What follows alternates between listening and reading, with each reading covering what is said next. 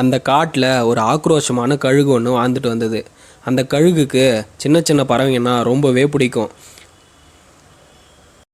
ஒரு நாள் அந்த கழுகு ரொம்ப பசியோடு இருந்தது.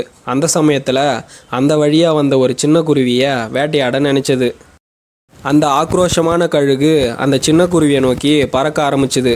அந்த சின்ன குருவியும் கழுகு நம்மளை தான் வேட்டையாட வருதுன்னு தெரிஞ்சுக்கிட்டு அந்த இடத்த விட்டு பறந்து போச்சு. ரொம்பவே பயந்த அந்த சின்ன குருவி தூரத்தில் இருக்க ஒரு குகைக்குள்ளே போயிட்டு தன்னோட உயிரை காப்பாற்றிக்க நினச்சது.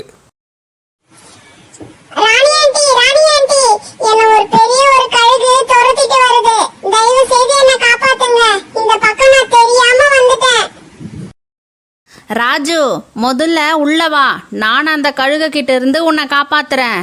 இப்படியெல்லாம் சொல்லுவேன்னு நினச்சியா? உங்கள் அம்மா என்னை எத்தனை முறை அசிங்கப்படுத்தியிருப்பா. முதல்ல இங்கேருந்து வெளியே போ. இப்படி ராணிக்காக மனசாட்சியே இல்லாமல் நடந்துக்கிட்டதால வேற வழியே இல்லாமல் அந்த சின்ன பறவை குகையை விட்டு வெளியே போக நினச்சிது.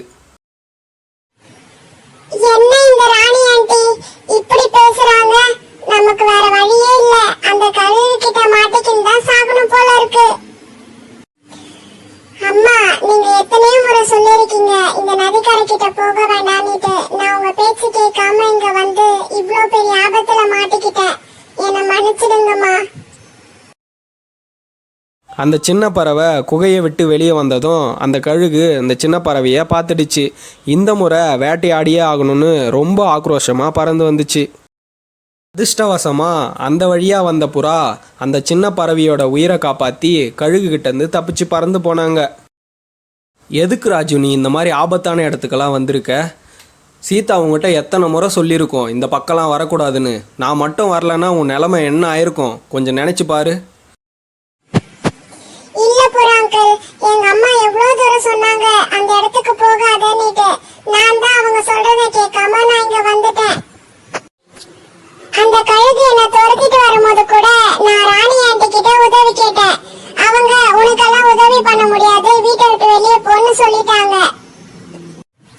ராணி ஆண்டி வீட்டை விட்டு வெளியே போன்னு சொன்னதும் எனக்கு வேற வழி தெரியல.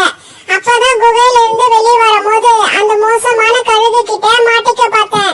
அந்த சமயத்துலதான் நீங்க வந்து என்ன காப்பாத்துனீங்க. ஆடச்சா, அந்த சின்ன பறவையை சாப்பிட்லான்னு நினச்சேன், இப்படி தப்பிச்சு போயிடுச்சே. இப்படி பேசிக்கிட்ட அந்த கழுகு அந்த இடத்த விட்டு எங்கேயும் போகாமல் ஒரே இடத்துல இருந்துச்சு. புறா கிட்ட இப்படி எல்லா விஷயத்தையும் அந்த சின்ன குருவி சொன்னதும் 2 பேரும் சீதா குருவி கிட்ட பறந்து போனாங்க. ராஜு, இவ்வளோ நேரம் நீ எங்கே போயிருந்த? உன்னை காடு முழுக்க நான் தேடிட்டு இருந்தேன். நீ இல்லாமல் நான் எவ்வளோ பதறி போயிட்டேன் தெரியுமா? சீதா, நீ எதுக்கும் கவலைப்படாத. நடந்த எல்லா விஷயத்தையும் நான் உனக்கு தெளிவாக சொல்கிறேன். புறாவும் நடந்த எல்லா விஷயத்தையும் சீதா கிட்ட சொல்லிடுச்சு. காகத்து மேலே ரொம்பவே கோபம் அடைஞ்ச சீதா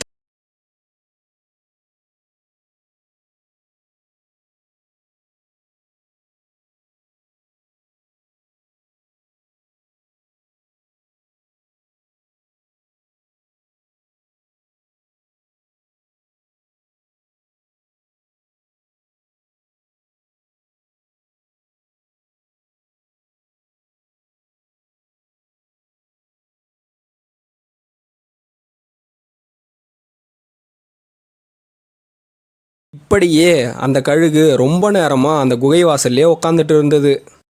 அந்த சமயத்தில் உணவு தேட போகலான்ட்டு ராணிக்காகம் வெளியே வந்தது. வெளியே வந்த ராணிக்காகம் கழுகை பார்த்ததும் ரொம்பவே அதிர்ச்சி ஆயிடுச்சு. அந்த சின்ன பறவை போனதுலேயும் ஒரு விதத்தில் நல்லது தான். இப்போ நம்மளுக்கு இந்த பெரிய பறவையே மாட்டியிருக்கு. இப்படி பேசிக்கிட்ட அந்த கழுகு ராணிக்காகத்தை சாகடிச்சு சாப்பிட ஆரம்பிச்சுது. தமிழ் கார்ட்டூன் ஸ்டோரிக்கு லைக், ஷேர் பண்ணுங்க, சப்ஸ்கிரைப் பண்ணிட்டு மறக்காம உங்க நேம கமெண்ட் பண்ணுங்க. தேங்க்யூ.